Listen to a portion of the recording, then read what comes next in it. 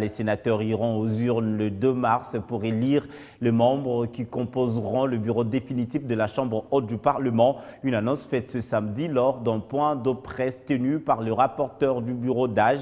Les candidatures pour différents postes seront déposées le mardi 23 février au cabinet du président du bureau d'âge de cette institution parlementaire.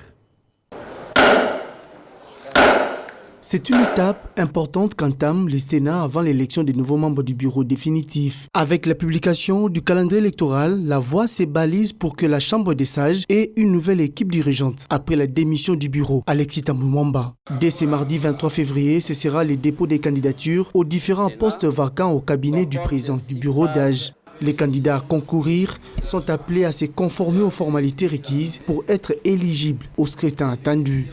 C'est dans ce contexte que le rapporteur du bureau d'âge a tenu à fixer l'opinion sur le déroulement de cette élection.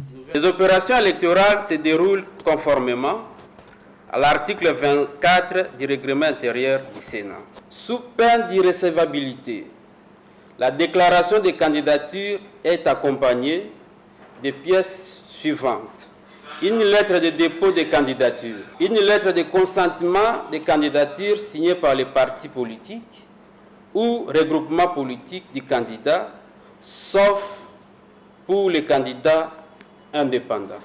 Une photo de format passeport, un curriculum vitae détaillé se terminant par la formule « Je jure sur l'honneur que les renseignements ci-dessous sont sincères et exacts ». Toute candidature déposée après le délai fixé à l'article 2, point B, ci-dessous sera déclarée irrecevable et son rejet non susceptible de recours. Occasion était également propice pour Riguen Bakonga de confirmer sa participation à cette élection en tant que candidat indépendant au poste de questeur adjoint. Cet élu de la province de la Tchouapa a résolu représenter cette partie de la République au prochain bureau définitif de la Chambre haute du Parlement pour créer un véritable équilibre géopolitique et apporter les sans frais de sa jeunesse au service du peuple congolais. Selon ce calendrier rendu public, l'élection et l'installation des membres nouvellement élus est fixée pour le 2 mars prochain.